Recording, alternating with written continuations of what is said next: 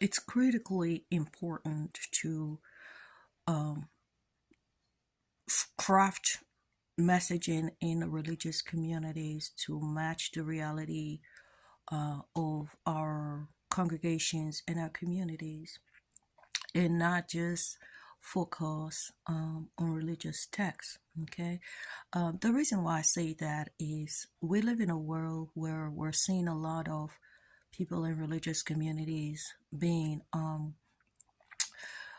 taken advantage of, right?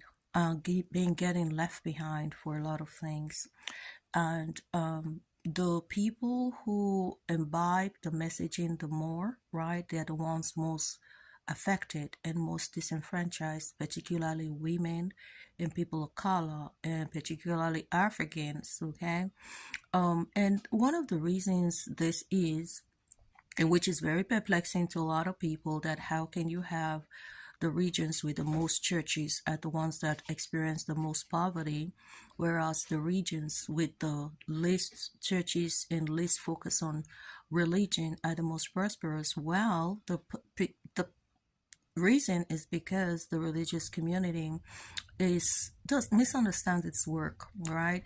There's so much of a focus on inner virtue, right? There's no focus on outer responsibility, outer accountability, outer stewardship, outer needs to take control, be in charge of your life, develop skills, build wealth.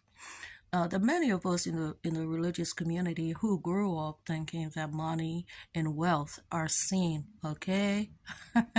So you see, a lot of the poverty in Africa is directly correlated to people who believe that message, people who have walked away from jobs that would have helped their families thrive, people who have given up jobs that they should have held on to feed their families and communities, to go and do something else that is keeping their families poor. Okay, today we see that before I talk about what's happening today, let's talk about when churches started to talk about prosperity. People started pointing fingers at them as sin. However, churches are the greatest believers in prosperity because they need a lot of money. They need a lot of prosperity in the church. The church needs to be prosperous in order to do its work. However, how can a church be prosperous? We focus on prosperity of the church without necessarily driving the prosperity of its congregation and its community. This is why a healthy church should be a place where all is practiced. Why? Because